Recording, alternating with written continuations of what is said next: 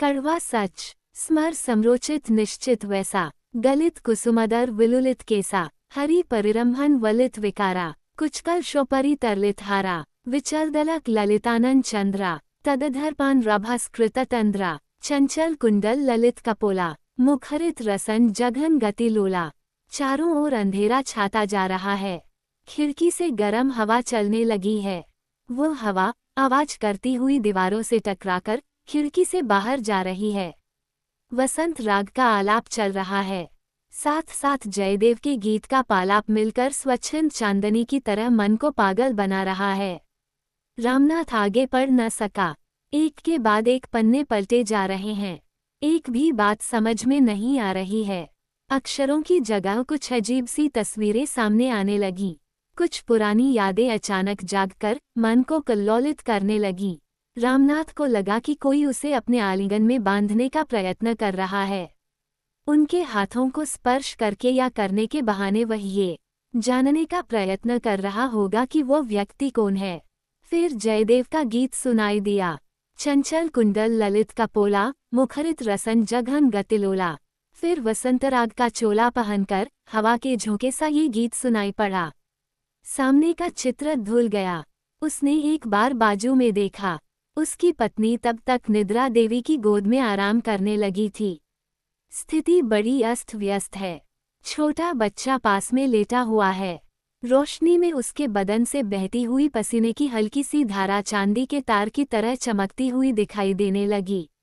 बचपन में किसी बीमारी के समय उसकी नाभि के चारों ओर कुछ चुरके के निशान उसकी उम्र के साथ बढ़ते बढ़ते बहुत विकृत दिखाई दे रहे हैं। पैरों पर कुछ फोड़े फुंसियों की स्थिति बड़ी ही अजीब है। पत्नी की ओर देखकर रामनाथ ने एक लंबी सांस छोड़ी। राधा से शादी करने का उसका इरादा ही नहीं था। शादी हो चुकी, उसके बाद भी उसके साथ गृहस्थ जीवन बिताने का इरादा नहीं था। फिर वह भी हो गया, बच्चों का बाप भी बन गया।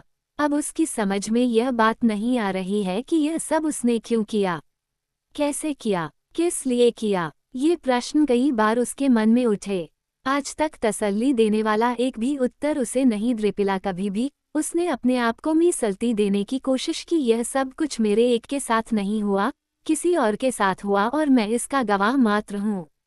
कोई किस्मतवाना होता है जो मन की हर एक इच्छा पूरी कर पाता है। मेरे जैसा बदकिस्मत आदमी यह सोच भी नहीं सकता कि मैं कुछ करूं। कभी सोचा भी तो इस जन्म में वह पूरा नहीं कर पाएगा। जो काम करना चाहते उसे नहीं कर सकने का और जिसे करना नहीं चाहते उसे करने पड़ने के कुछ और कारण भी हो सकते हैं शायद। यदि सब ठीक ठाक होता तो रामनाथ की शादी सुमित्रा से होनी थी। वह शादी अगर हुई होती तो उसकी जिंदगी कुछ और ही होती। हाँ, सुमित्रा से मेरी शादी क्यों नहीं हुई? उसके इस प्रश्न का उसे आज तक जवाब नहीं मिला। यदि सुमित्रा जिंदा है, उसको यही आशा है कि वो जिंदा ही रहे।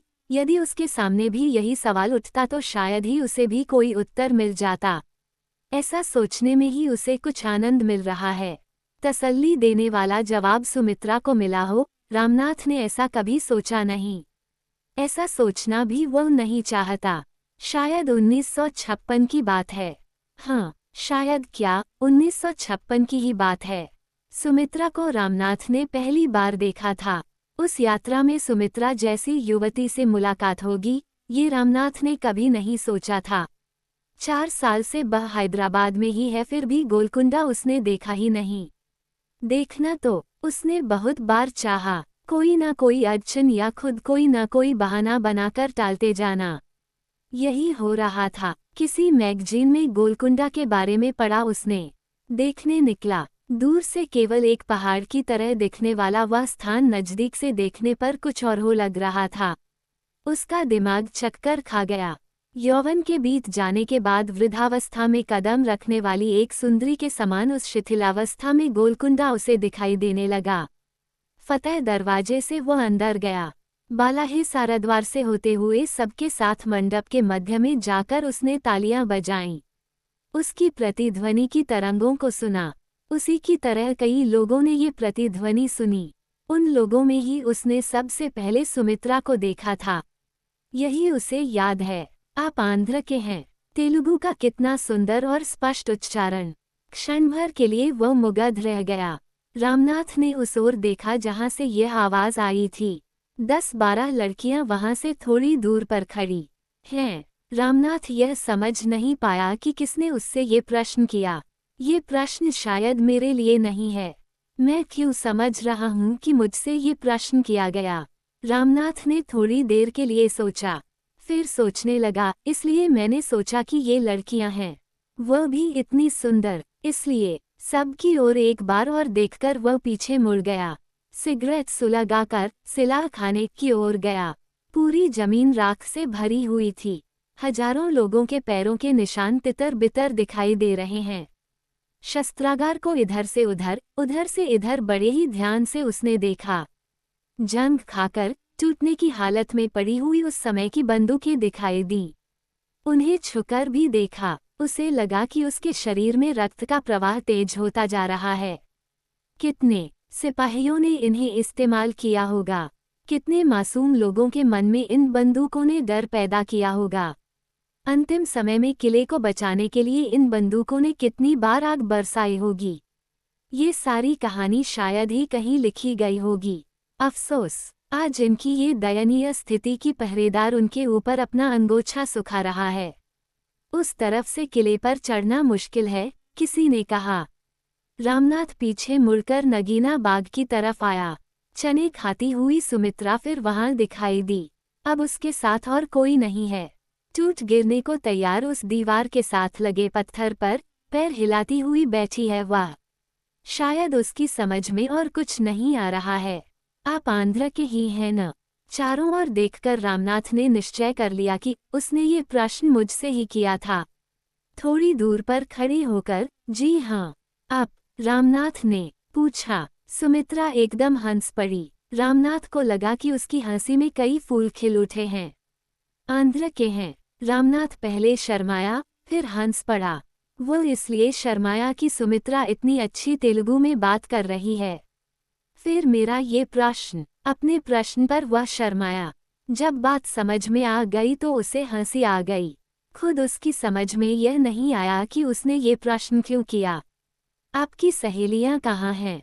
रामनाथ ने पूछा। कौन सहेलियां? वे ही जो पहले आपके साथ थीं। आगे निकल गई हैं। मैं यहाँ अकेली रह गई।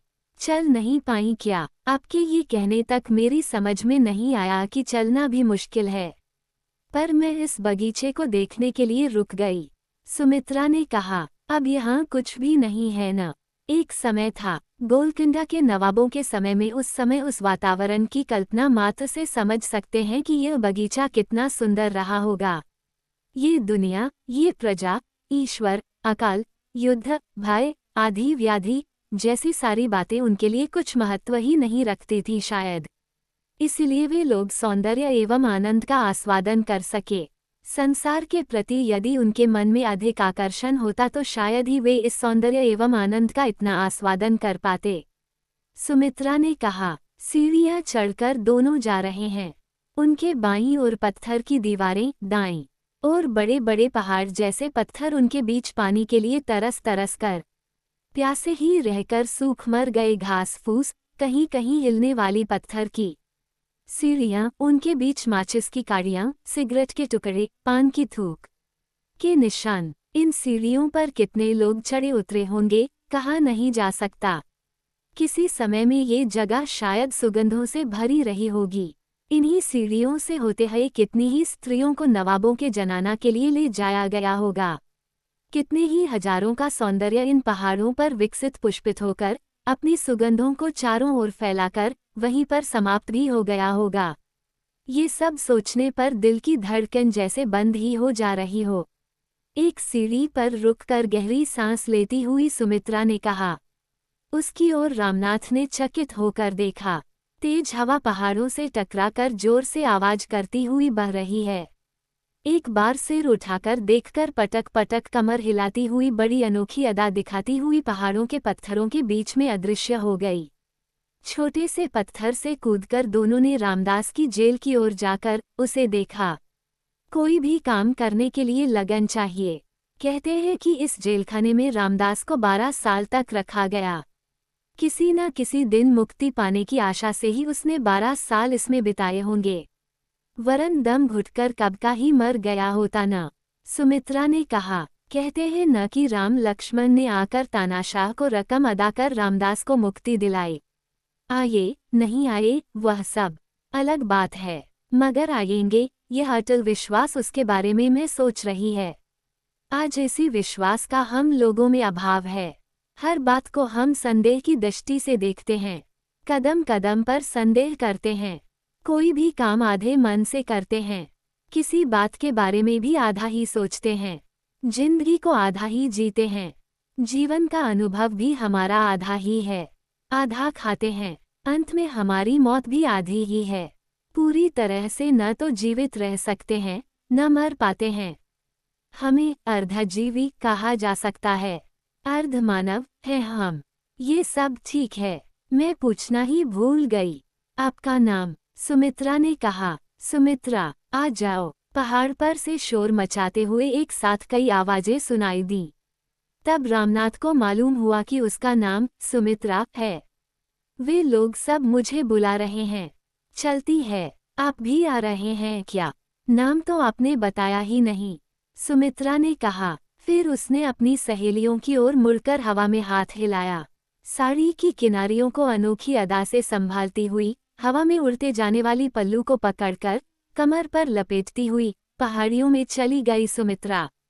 रामनाथ ने सोचा ही नहीं था कि वह फिर जिंदगी में सुमित्रा को कभी देख पाएगा। उसका पता तक नहीं पूछा रामदास ने। इस पर उसे बड़ा ही अफसोस हुआ। मन सारा व्याकुल हो गया। यादें लहरों की तरह उठ उठकर मन को कल्लोलित कर दे रही हैं। असहनीय पीड़ा पूरे शरीर में फैल गई। अकथनीय अतृप्ति, अंधेरा, संकटीलापन, अंतर्युद्ध, बेचनी, युद्ध के चित्र, तोपों की, बंदूकों की आवाजें, बीच बीच में ठंडी हवा की लहरें, सैकड़ों स्त्रियों के रोदन की आवाजें, सब गड़बड़, सब अंधकारमय। कुछ समझ में नहीं आ रहा था। अचानक चारों ओर अंधेरा छा गया। सड़कों पर धूल खूब उड़ रही है। हैदराबाद की ओर से 4 मिलिट्री टैंक कछुओं की चाल से धीरे धीरे चले आ रहे हैं। नासिंगी से एक लारी धूल उड़ाती हुई तेजी से चली गई, बड़ी आवाज करती हुई। हवा संसार को नींद से मानो जगा रही है। हवा का सामना करता हवा मानो पहाड़ उसका उत्तर दे रहा है। पहाड़ से आवाज गूंज रही है, मगर हवा पहाड़ को हिला नहीं पा रही है। घास फूस हवा के मारे छोटे बच्चों की तरह बिलखने लगे, नाराज होकर मानो पुकारने लगे हों, आपस में लड़ रहे हों। बादल गरजने लगे। एकदम बिजली चमककर पहाड़ों को रोशनी से भरकर गायब हो जा रही है। मूसलाधार वर्षा होने लगी। अंधेरा छाया हुआ है। बिजली चमकने पर ही कुछ दिखाई दे जाता है। हवा की तेजी से बादल तितर बितर हो जा रहे हैं। वर्षा की बूंदें भी पत्थरों पर गिरकर छोटे छोटे टुकड़ों में बंट जाती हई, मानो रोती हई फिसलकर नीचे मिट्टी में घुल मिल जा रही हैं। बेकार की सोच में पड़कर रामनाथ नीचे उतरना ही भूल गया। अब क्या करें, कैसे जाना होगा? यह बारिश कब रुकेगी? कितनी देर तक मैं यहाँ रह जाऊं? बिजली चमकी, आंखें चकाचौंध हो गईं। तुरंत दिल की धड़कन को बढ़ाते हुए बादल जोर से गरजने लगा। रामनाथ जी! कांप उठा रामनाथ। वातावरण इतना भयंकर है, ऐसी स्थिति में मुझे कौन बुला रहा है? या यह मेरा भ्रम तो नहीं है? या ये भूत प्रेतों की आवाज तो नहीं? कहते हैं कि दिवंगत आत्माएं प्रेतों के रूप में भ्रमण करती रहती हैं। वे तो नहीं पुकार रही हैं मेरा नाम लेकर, फिर उन मुसलमान प्रेतों को मेरा नाम कैसे मालूम है? धीरे धीरे पास ही में कदमों की आहट सुनाई देने लगी। रामनाथ घबरा गया। इतनी ठंडक में भी पसीना छूटने लगा। रामनाथ जी ही है न? सुमित्रा की आवाज पहचानने के बाद रामनाथ की जान में जान आई। धीरे धीरे कंपन भी कम होने लगा। रामनाथ ने सोचा कि अब तो उसका अता पता पूछ लेना चाहिए। आप भी नहीं गए? सुमित्रा ने रामनाथ की ओर कदम बढ़ाते हुए पूछा। नहीं। सुमित्रा का आहें भरना रामनाथ ने सुन लिया। पूरा अंधेरा है। आप कहाँ हैं? दिखाई नहीं दे रही हैं। इस तरफ आइए, यहाँ इतनी ठंड नहीं है। नहीं तो मैं ही उधर आ जाऊं क्या? आ जाओ, रामनाथ ने कहा। उसके आने के बाद रामनाथ की समझ में कुछ नहीं आया कि उससे क्या बातें करे। फिर भी पूछा, आप क्यों जान सकी? कुछ कह नहीं सकती। इस सुंदर पहाड़ को छोड़कर जाने का मन नहीं कर रहा था। यहीं पर इसी तरह आजीवन रह जाने को जी चाहता है। इस किले में जो लोग रहा करते थे, उनकी आत्माएं मानो मुझे यहीं रह जाने के लिए आमंत्रित कर रही हों ऐसा लग रहा है।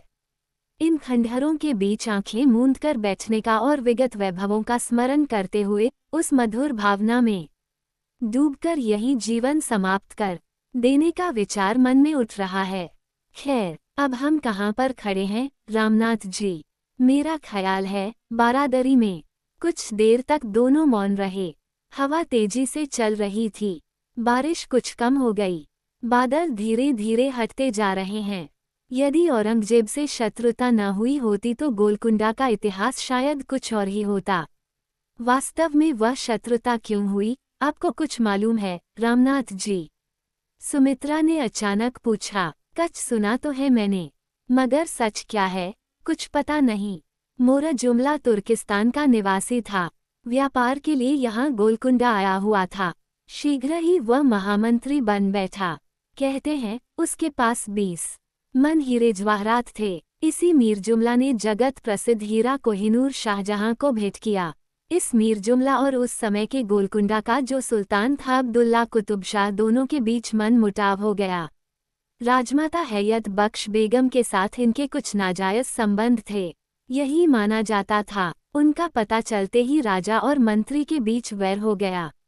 मीर जुमला औरंगजेब के आश्रय में चला गया। जुमला को ऐसा नहीं करना चाहिए था। यदि आपका ये कहना ठीक है तो शायद गलत नहीं है। हैयत बख्श बेगम की भी इसमें गलती होगी। आज इस तरह बारादरी के खंडहरों में बैठे हम उस समय की अच्छी बुरी बातों का जो निर्णय कर रहे हैं वो शायद ठीक नहीं है। बख्श बेगम बेहद सुंदर थी। मीर जुमला दूसरा चाणक्य था। मैं ये भी उचित नहीं समझता कि उस बेगम का अपार सौंदर्य चार दीवारी में ही नष्ट हो जाए। गोलकुंडा का भविष्य, अपने स्वामी से छल कपट, ये सब ठीक है। उनसे हटकर इस प्रकार की बात कितनी खतरनाक है वे खुद नहीं जानते थे क्या? जानकर भी उन संबंधों को जारी रखना यह समझने की ही बात है। प्यार के लिए खून की नदियां बहाने में भी पीछे नहीं हटने वाले यवनों का खून हैयत बख्श बेगम के शरीर में बह रहा था। बस, रामनाथ ने कहा। बारिश पूरी तरह से रुक गई है। बादल छंट गए हैं। हवा तो पहाड़ों से टकराती हुई आंख मिचौली खेल रही है। कभी कभी पहाड़ को आलिंगन कर उनके कानों में मानो कानाफूसी कर रही हो। सारे शहर में दीप जलकर दूर से आसमान के तारों की तरह टिमटिमा रहे हैं। चांदनी अपनी मुस्कुराहट को चारों ओर फैला रही है। ठंड लग रही है न? बहुत, सुमित्रा ने जोर देकर कहा। हवा से उसकी साड़ी के चारों कोर उड़कर हलचल मचा रहे हैं। उड़ने वाले उसके घुंघराले बालों से कान ढके जा रहे हैं। कभी कभी उसके बाल उसके चेहरे को भी ढकने का प्रयत्न कर रहे हैं। बारादरी से मतलब 12 द्वारों का महल, यही उसका अर्थ है। यही राजमहल भी है। यहीं पर सुल्तान बैठा करते थे। वे दोनों तारामती और प्रेमावती के महल हैं। दोनों बहनें थीं। उनकी सुंदरता से मोहित होकर अब्दुल्ला कुतुब शाह ने उनसे विवाह कर लिया था। वे अच्छी नर्तकियां भी थीं। खिलवात के आसपास एक समय संगमरमर के पत्थर से बना हुआ एक तालाब भी था। कहते हैं उसे गुलाबों के इत्र से भरकर अब्दुल्ला कुतुब शाह जलक्रीड़ा में मग्न हो जाता था। हाय रे, एक क्षण रुककर सुमित्रा ने धीरे से कहा। ठंड लग रही है। आपको कैसा लग रहा है? क्या? कुछ समय तक खामोशी छा गई। इस बारादरी में रहना, लग रहा है कि यह सारा संसार बहुत ही छोटा है और हम उससे भी छोटे। डर नहीं लग रहा है? तुम्हें लग रहा है क्या यहीं रह जाने का मन हो रहा है? रामनाथ ने कुछ भी नहीं कहा।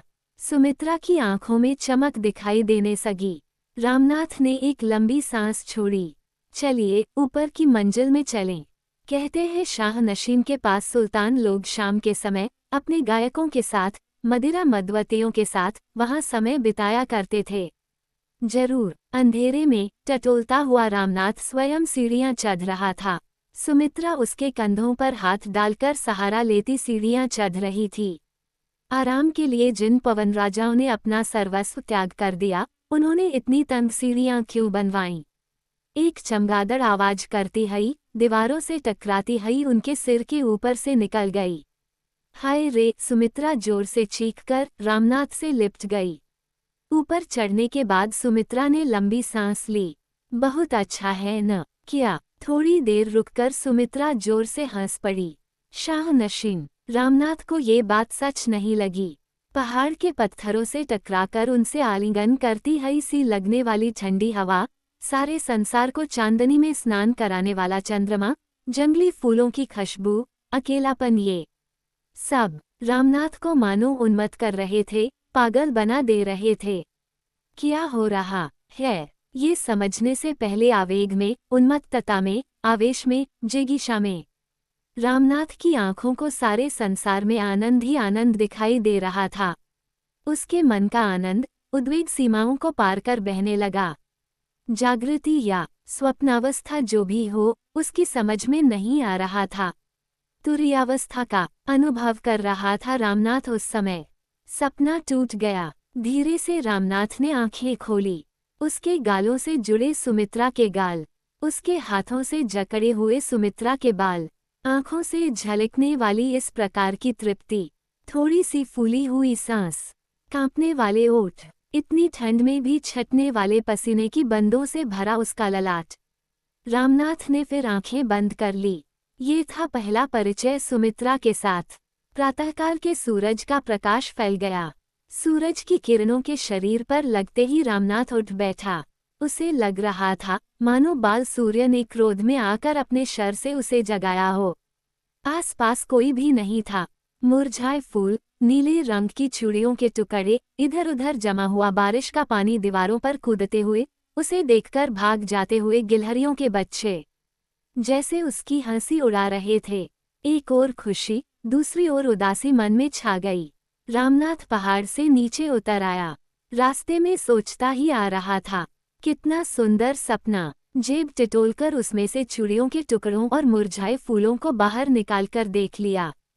फिर उसने लंबी सांस ली। 1 सप्ताह के बाद शायद सुमित्रा से फिर भेंट हुई। इतने दिन रामनाथ का मन सुमित्रा के सपने देखता ही रहा। उसने सोचा कि अब यदि सुमित्रा दिखाई दे तो उसका पता जरूर ले लेना चाहिए। सुमित्रा आई। फिर एक बार गोलकुंडा चलेंगे। पिछले भावों को ताज़ा करते हुए रामनाथ ने पूछा, क्यों? कुछ अजीब सी सूरत बनाकर आंखें फाड़ फाड़ कर देखती हुई सुमित्रा ने पूछा। सुंदर सपने देखने के लिए। सुमित्रा जोर से हंस पड़ी। उसके गालों पर लज्जा के लक्षण रामनाथ को दिखाई दिए। सपने देखने की शक्ति हो तो एकदम सुमित्रा रुक गई। हाँ, हो तो, उसको प्रोत्साहन देते हुए गमनाथ ने पूछा। आज तक वह वाक्य अधूरा ही रह गया। सारी जगहें अच्छी और एक जैसी अच्छी नहीं होती। किसी स्थान पर देवी देवताओं का निवास होता है। कहीं कहीं देवतागण धरती पर आकर निवास करने लग जाते हैं। कहीं कहीं मानव ही दानव बन जाता है। अतः हे बालिके, किसी क्षेत्र की महत्ता भी कुछ होती है। रामनाथ ने बड़े नाटकीय ढंग से कहा। आज रामनाथ को याद नहीं कि सुमित्रा ने इसके उत्तर में क्या कहा था। कुछ भी तो कहा होगा। अभी भी रामनाथ को लगता है कि चतुरता से बात करने का ढंग सुमित्रा का अनोखा था। उसकी तरह कोई भी बात नहीं कर सकता। साधारण से साधारण बात भी उसके मन से जब निकलती है तो कुछ विशेष ही लगती थी। उसके मन से सुनने के बाद ही रामनाथ को उसकी विशेषता का पता चलता था। उसकी भावनाएं भी बड़ी विचित्र सी लगती थीं। उसके विचार अनोखे थे। हमेशा लगता था कि स्वतंत्रता की अपार इच्छा उसे सिर से पैर तक प्रज्वलित करती रहती है। अटूट आत्मविश्वास, कभी भी, कहीं भी, किसी के वश में न गने वाला, किसी के सामने सिर न झुकाने वाला उसका आत्मविश्वास, वह सदा उसे उत्तेजित करती रहती थी। याद है, उसके अनुसार आनंद एक अमृत भंडार की तरह है। उसको चारों ओर से देवता एवं राक्षस घेरे हुए हैं। करोड़ों परेशानियों को, रुकावटों को पार कर सकने वाले ही उसको प्राप्त कर सकते हैं। भीरू लोग ये साहस न कर सकने के कारण बेकार की बातों में लगे रहते हैं। सुमित्रा हमेशा कहा करती थी कि जीवन से सुखों को चुनना हमारा काम है। ऐसी सुमित्रा, कल तुम्हारी प्रतीक्षा करूंगी रामनाथ, कहकर अदृश्य हो गई। रामनाथ उसके घर गया, दरवाजे पर बड़ा ताला पाकर लौट आया। इस बीच एक पंचवर्षीय योजना का समय बीत गया। समय इंसान से पूरा बदला लेने लगा, उसे विकल करने लगा। मानव अपने मार्ग को तय नहीं कर पा रहा था, उसे कोई ठीक दिशा नहीं मिल पा रही थी। मानव के जीवन में धुंधलापन सा छा गया, उसे कुछ भी स्पष्ट दिखाई नहीं दे रहा था। दिन रात, रात दिन ये चक्र खामोशी से चल रहा है। रामनाथ ने सोचा कि जरूर कुछ होकर रहेगा, मगर कुछ भी नहीं हुआ। रास्ते से हटे हुए गिरे हुए रॉकेट को उसने फिर रास्ते पर लगा दिया। गाड़ी जहां टूटी वहां जोड़ पड़ गया। गाड़ी चल रही है, मगर उस चलने में सुख आराम नहीं है। धक्के बहुत लग रहे हैं, आवाज बहुत हो रही है। कभी कभी लगता है कि कहीं जोड़ टूट न जाए, फिर नए जोड़ लग जाना। नई पट्टियां लगने पर फिर गाड़ी चल पड़ने लग जाती है। वही धक्के मुके फिर वही जोड़ तोड़ जीवन चल रहा है। समय ने घावों को कुछ भर दिया, फिर भी कभी कभी घाव हरे होते रहते हैं। यादों पर से समय का पर्दा जब कभी हट जाता है तो यादें ताजी होती रहती हैं। वे फीकी नहीं पड़ी। अपने आप से समझौता करने का रामनाथ ने कितनी ही बार सोचा। पत्नी, संतान, धन दौलत, अधिकार, ओहदा, नौकरी, प्रत्येक क्षेत्र में समझौते के पैगाम सफल नहीं हो पाए। ये भी नहीं कहा जा सकता कि रामनाथ इन बातों में, इन प्रयत्नों में असफल भी रहा। वे सब वैसे के वैसे ही हैं, आप भी वैसे ही हैं।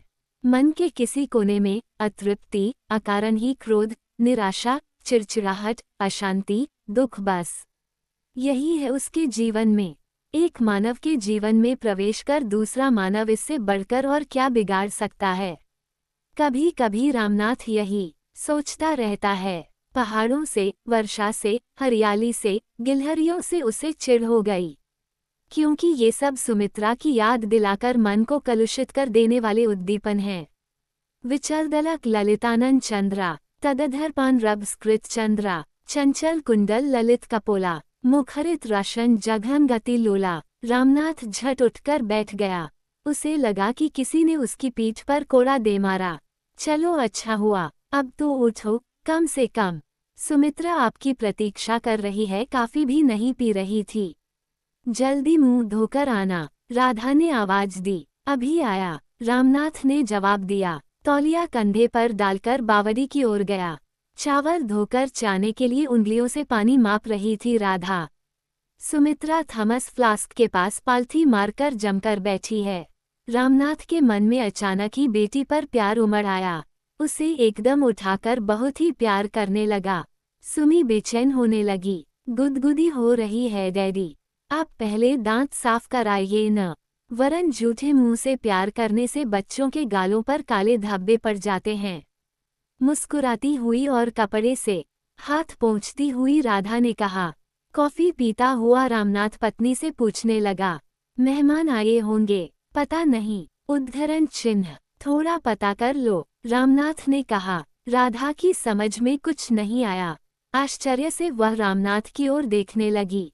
कुछ भी तो नहीं, महीने में 15 दिन बीत गए हैं न। पता नहीं बेचारा शेषगिरी राव कितना परेशान हो रहा होगा। बेटी के ओठों पर लगी काफी को पोंछते हुए रामनाथ ने पत्नी से कहा। रामनाथ दफ्तर गया, पर मन नहीं लगा। उसने छुट्टी ले ली, पूरा शहर घूम घाम कर घर लौट आया। दरवाजा भीतर से बंद कर रखा हुआ था। सुमी शेषगिरी की बेटी पिल्लम्मा के साथ खेल रही थी। एक क्षण के लिए बेटी की ओर देखकर रामनाथ बेजार होकर सिर खुजलाता हुआ भीतर चला गया। पूरा मन धुंधलेपन से भर गया। औरतों की बातों की आवाज आ रही है। उन आवाजों में से एक पहचानी हुई आवाज।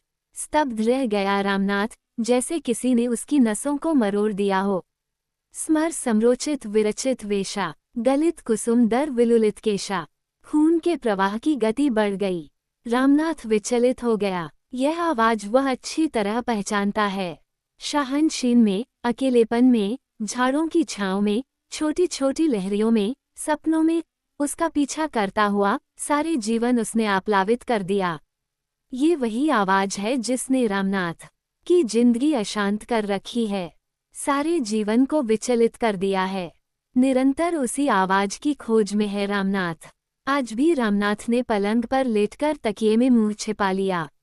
सारा शरीर श्रवणेंद्रिया बनकर उस आवाज के माधुर्य का अनुभव कर रहा है।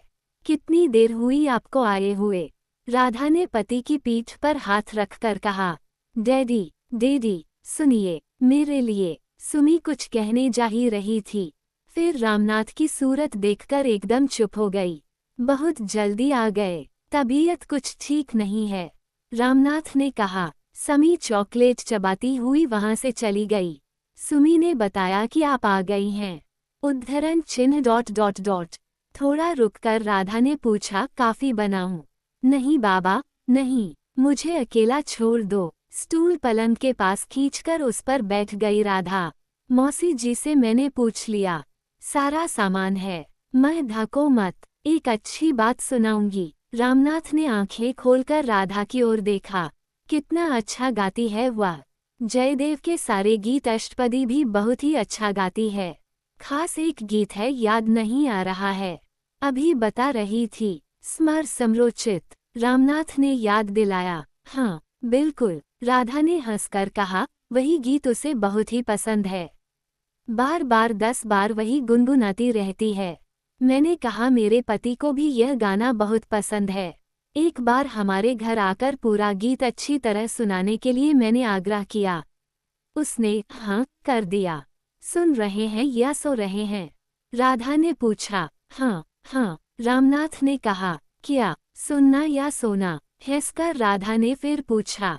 दोनों। राधा चुप हो गई। आंचल से चेहरे का पसीना पोंछकर उसने एक लंबी सांस ली। आज रात को उन्हें मैंने भोजन पर बुलाया। पति मान गया, मगर उसी ने देखेंगे कहकर टालने का प्रयत्न किया। कोई बात नहीं, आ जाएगी। फिर आंखें मूंद ले रहे हैं आप। मुझे मुसीबत में मत डालो, मेहरबानी करो मेरे ऊपर, कहती हुई राधा ने चादर खींच दिया। रामनाथ आलसीपन दिखाता हुआ, झूठी जम्हाइयां लेता हुआ सोने का प्रयत्न करने लगा। कुछ नात करते जाओ, मैं अपना काम भी निपटाती जाऊंगी। खाना बनाना है, उसका पति जल्दी भोजन करने का आदी है। अभी से खाना बनाना शुरू करूं तभी। राधा अंदर चली गई। फिर एक बार रामनाथ ने मन ही मन कहा, शाम होने ही वाली है। राधा चिड़चिड़ाती ही आई। क्या बात है? रामनाथ ने पूछा। वे लोग चले गए। राधा ने कहा। क्यों?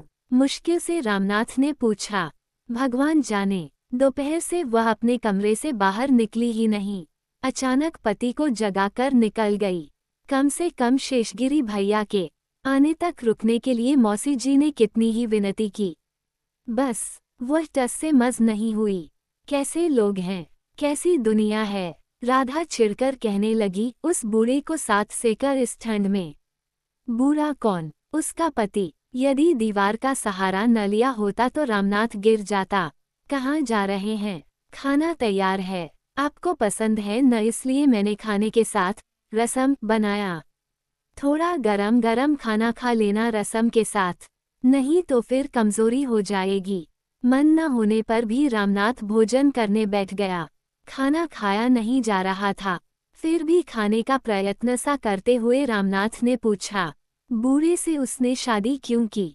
वो खाने के साथ साथ दुख को भी निगलता जा रहा था। उस लंगड़ी के लिए उससे अच्छा पति और कौन मिल सकता है? शक्ल सूरत भी वैसी ही है। आप भी अजीब बातें करते हैं। वो पति भी ईश्वर की कृपा और भाग्य से मिला है। राधा को लगा कि रामनाथ को तसल्ली हो गई। थोड़ा और दूं, रसम के साथ ही भोजन करना होगा, और कुछ आज आप को नहीं मिलेगा। राधा ने खाना और परोस दिया। अच्छा हुआ कि मैंने खाना परोस दिया, आप तो कह रहे थे कि भूख ही नहीं, सब झूठ। कितनी भूख लगी है, आप वैसे ही सो जाने वाले थे न? रामनाथ ने कुछ कहा नहीं, बस थाली में ही हाथ धोकर वहां से चला गया। सुबह से वह क्या सोच रहा था, कैसे दुखी था, ये सब सोचकर वह अपने आप हंसने लग गया। क्या पागलपन है मेरा, वह भी इतने सालों के बाद। यदि वह सुमित्रा ही होती तो कोई मतलब नहीं कि वह मुझे देखने न आती। यह कोई और है। गलतफहमी में पड़कर मैं बेकार ही दुखी हो गया। रामनाथ ने पेटी खोलकर एक एक चीज बाहर रख दी। नीचे का कागज हटाकर देखा, सब खाने अच्छी तरह देखे। कपड़ों की तहों में भी खोल खोल कर देखा। क्या ढूंढ रहे हैं? पीछे खड़े होकर राधा ने पूछा। रामनाथ पसीना पोंछने लगा। एक छोटा सा। रुक गया। यही है न? राधा ने एक छोटा सा हरे रंग का लिफाफा पकड़ाया। परसों सफाई कर रही थी तो मिला। सोचा देखूं क्या है। मुरझाए फूल, नीले कांच की चूड़ियों के टुकड़े हैं उसमें। वापस रख देना चाह रही थी, सुस्ती कर गई। लीजिए। रामनाथ उन्हें हाथ में नहीं ले पाया। देखो अपने पास ही रखो राधा। जितना तुम संभाल कर रख सकोगी उतना संभाल कर मैं नहीं रख सकूंगा। रामनाथ ने कहा। दोपहर को उनको देखते ही मुझे इसकी याद आई। उन्हें ये फूल बहुत ही पसंद हैं। अब भी नीले कांच की चूड़ियों से हाथ भरा हुआ है। रामनाथ की आंखें खुल गईं। सारे पर्दे हट गए। जीवन का एक बहुत ही बड़ा सत्य उसके सामने खड़ा हुआ। उसकी समझ में आया कि यह एक विचित्र अनुभव ही मन में, दिमाग में है। इस अनुभव के कारण एक प्रकार की रोशनी छा गई। यह अनुभूति प्राप्त होते ही मन हल्का सा हो गया। रामनाथ आंखें मलने लगा। आंखों में आंसू जो भर आए, दीपक की रोशनी में चमकते हुए उसके गालों से बहते हुए नीचे गिरकर सूख गए।